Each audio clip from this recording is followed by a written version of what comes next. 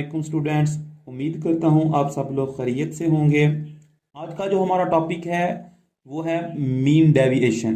Chapter number 4 measure of dispersion से ये third deviation है। पहली दो जो डेविएशन है वो हम ऑलरेडी स्टडी कर चुके हैं। पहली डेविएशन थी इसकी रेंज और दूसरा था इसका क्वार्टाइल डेविएशन, जिसका एक नाम सेमी इंटर क्वार्टाइल रेंज भी है। तो आज जो इसकी थर्ड डेविएशन या कह लें कि थर्ड जो इसकी डिस्पर्शन है हम वो पढ़ेंगे। मीन डेविएशन हम कुछ इस तरह से करते हैं, mean of the absolute deviations of observations from mean, median और मॉड। ये तीनों से हो सकती है इसकी डेविएशन, यानी इसमें से मीन भी माइनस हो सकता है, इसमें से मीडियन भी माइनस हो सकता है और इसमें से मॉड भी हम माइनस कर सकते हैं। तो इसका जो फॉर्मूला है वो हम कुछ इस तरह लिखते हैं। जनरल जो इसका फॉर्मूला है उसके थ्रू फिर मैं आपको थोड़ी सी डेफिनेशन समझाता हूँ। इसको हम एम डी से शो करते हैं। M D is equal to sum of, अगर मेरे पास जो ऑब्जर्वेशन है वेरिएबल है वो एक्स है, माइनस यहाँ पे मैं एम लिखूंगा अभी और ये एब्सोल्यूट डिवाइडेड बाय एन।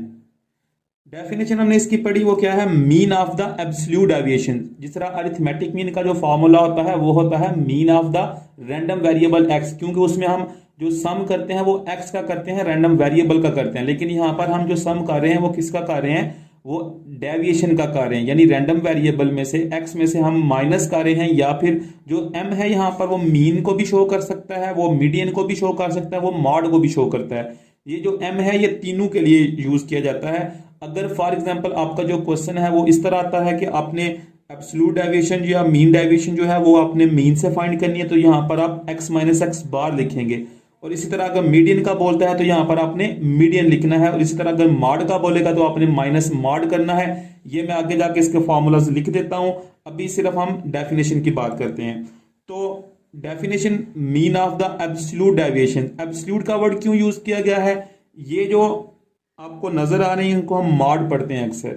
ये बेसिकली मॉडुलस होता है, यानी एब्सोल्यूट डेविएशन के लिए लिया जाता है। इसकी रीजन ये है कि इसके थ्रू तमाम की तमाम जो डेविएशन है वो सारी की सारी डेविएशन हमारे पास पॉजिटिव आती हैं, इसलिए हम इसको लेते हैं। और मीन हम इसको क्यों कह रहे हैं, क्योंकि मीन का फॉर्मूला होता है सम ऑफ एक्स ओवर एन। तो यहाँ पर सम ऑफ एक्स नहीं है, एन डिवाइड हो रहा है, लेकिन यहाँ पर एक्स माइनस वो मीन है या मीडियन है या फिर मॉड है, इसलिए हम इसको डेविएशन का नाम दे रहे हैं सम ऑफ डेविएशन। और क्योंकि जो डेविएशन है वो भी एब्सोल्यूट फॉर्म में है, तो mean of the absolute deviations of observation from mean, median और मॉड। तो ये है इसकी डेफिनेशन। नेक्स्ट हम ये देखते हैं कि अगर जो ये डेविएशन है, ये जो डिफरेंस है ये मीन से आए तो हम इसका फॉर्मूला फिर कैसे लिखेंगे।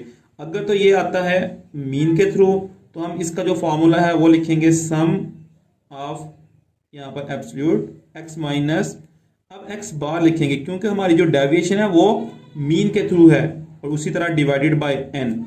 इसी तरह अगर मीडियन के थ्रू आएगी तो हम इस फॉर्मूला को ऐसे लिखेंगे सम ऑफ एब्सोल्यूट एक्स माइनस, यहाँ पर आपने मीडियन लिखना है, मीडियन डिवाइडेड बाय एन। और इसी तरह अगर जो डेविएशन है मेरी वो है मॉड के साथ, तो सम ऑफ एक्स माइनस, यहां पर हम लिखेंगे मॉड को डिवाइडेड बाय एन कर देंगे। तो ये तीन फॉर्मूलाज हैं हमारे पास कि मीन डेविएशन है वो मीन के थ्रू भी फाइंड हो सकती है, वो मीडियन के थ्रू भी फाइंड हो सकती है, वो मॉड के थ्रू भी फाइंड हो सकती है।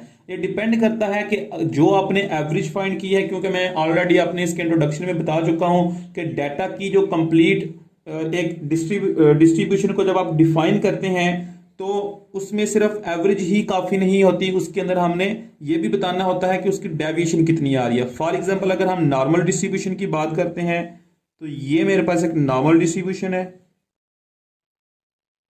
तो इसमें जो मीन है वो उसने बस इतना बताना है कि आपकी जो सेंटर वाली पोजीशन है वो किधर आ रही है। फॉर एग्जांपल ये मुझे बता देती है एवरेज, चाहे वो मीन है, मीडियन है या मॉड है, तो ये मुझे बता देगी जो नॉर्मल डिस्ट्रीब्यूशन है ये एवरेज आ जाएगी मेरे पास। लेकिन इसने एरिया कितना घेरना है साइड से, या ये कितनी इसकी विड्थ होनी है, ये इस तरह होनी है, ये इसकी विड्थ इतनी ज्यादा होनी है, या इसकी विड्थ इस तरह स्मॉल होनी है, ये सारी जो चीजें हैं इसकी विड्थ वो डिफाइन करती है इसकी डिस्पर्शन। यानी वो रेंज हो सकती है, वो मीन डेविएशन हो सकता है, वो क्वार्टाइल डेविएशन हो सकता है, वो वेरिएंस हो सकता है, वो स्टैंडर्ड डेविएशन हो सकता है।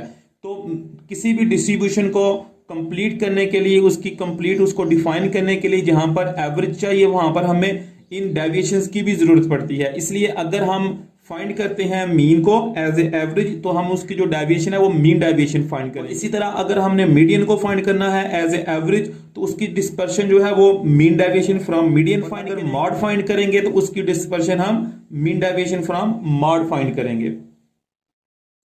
इंतहाई सिंपल चीज है ये भी। इसी तरह जिस तरह आपको क्वार्टाइल का जो क्वेश्चन थे उसमें मैंने बोला कि अगर आपको क्वार्टाइल्स निकालने आते हैं तो क्वार्टाइल डेविएशन आपके लिए करना कोई मुश्किल काम नहीं है।